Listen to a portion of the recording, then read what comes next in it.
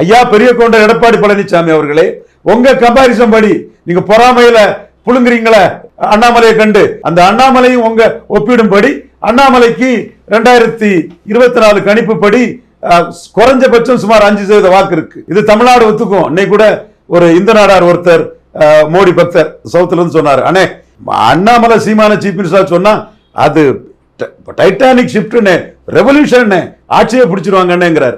So Edappadi பதறது பாஜக சீமான CM கேண்டிடேட்டா சொல்லிடுவாங்கிறதான் பதறாரு. அந்த பதற்றத்துக்கு காரணம் சீமான் 214 தனிச்சு தான் போறாரு. ஆனா இவர் 8 மாசம் கழிச்சு முடிவை சொல்லணும்னு சொல்லும் போது சீமானு டக்குன்னு அடிச்சார் பாருங்க, 8 மாசம் கழிச்சு முடிவுன்னு. அதுலதான் எடப்பாடி பதறாரு. என்டிஏ சீமான 18% சிஎம் கேண்டிடேட்டா சொன்னா 18-8-26, இவர் வெறும் 20 தான். 20ஓட 26 பெருசு. பல இடங்கள்ல இவர் 3வது போயிருவாரு.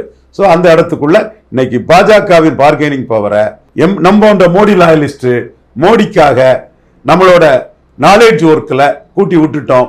அதுக்கு அண்ணாமலைக்கு பங்களிப்பு அசாத்தியம், ஆடிட்டர் குருமூர்த்திக்கு பங்களிப்பு மிகவும் முக்கியமானது.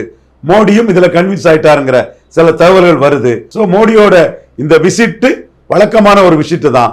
பொலிட்டிக்கல் டைனமிக்ஸ்ங்கிறது வேற. சீமான காட்டி எடப்பாடி கிட்ட பார்கெயின் பண்றாங்க.